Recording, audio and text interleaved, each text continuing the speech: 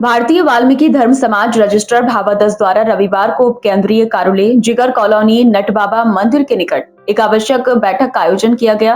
बैठक में संगठन के पदाधिकारियों और कार्यकर्ताओं ने सामाजिक न्याय, आरक्षण और दलित अधिकारों से जुड़े मुद्दों पर गंभीर चर्चा की।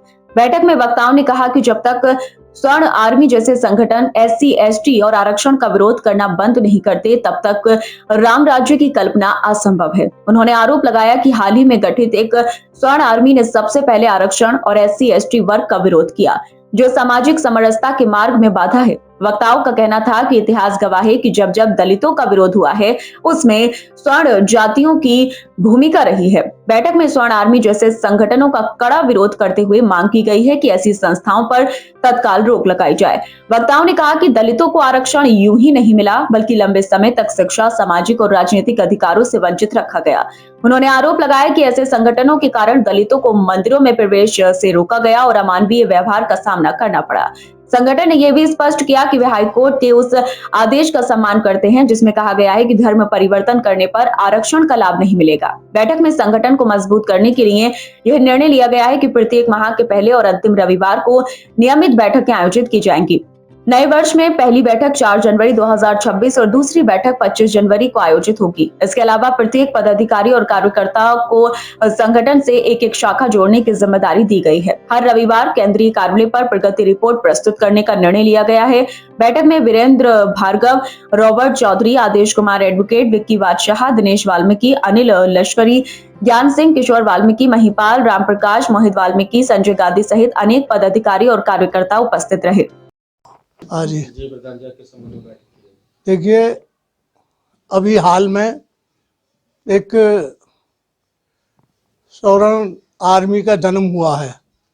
अभी पिछले माह में उसने पहला जब ज्ञापन यहाँ मुरादाबाद में दिया गया तो उसने पहले ज्ञापन में ही आरक्षण का विरोध किया और आरक्षण का विरोध करने से और एसटी एसटी हटाने के लिए उन्होंने कि ख़त्म करी जाए।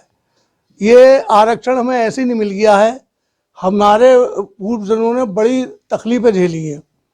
खाना लास्ट में झूठन का और नालियों बिठाल के खाना देना, स्कूलों में पढ़ाई नहीं होना, गंदे काम किए हमने।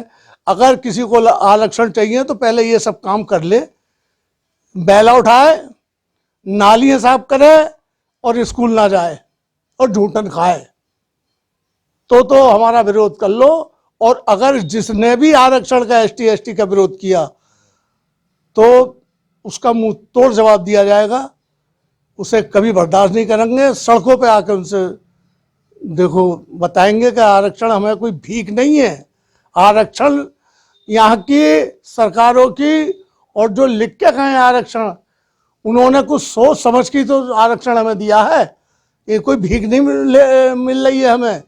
अभी तक सही लोगों को तो आरक्षण भी नहीं मिल पाया है, हमारे लोग तो पढ़ भी नहीं पाए अभी। तो जो देखो कोई कहीं से संत देखो आरक्षण का विरोध करता है, कोई कथावाचक करता है और अब वो स्वर्ण आर्मी बनी है।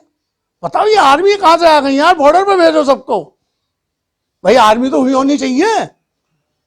जैसे हम संगठन चला रहे हैं सादा वैसे ही चलाएं, हम तो किसी आर्मी को ना हमारा समर्थन है ना हम आर्मी को पसंद करते हैं। आर्मी का नाम मिलिट्री है, मिलिट्री यहाँ बना के क्या करोगे अपनों पर?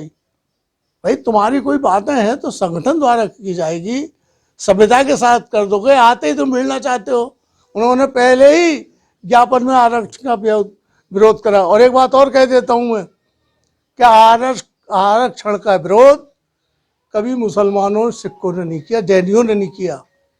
आरक्षण का विरोध हमारे जो उच्च जाति के लोग हैं, जिन्हें हम नहीं करते, जिनके पूर्व हमारे संग में अत्याचार कर चुके हैं, ये वो ही उनकी संतानें करती हैं और कोई नहीं।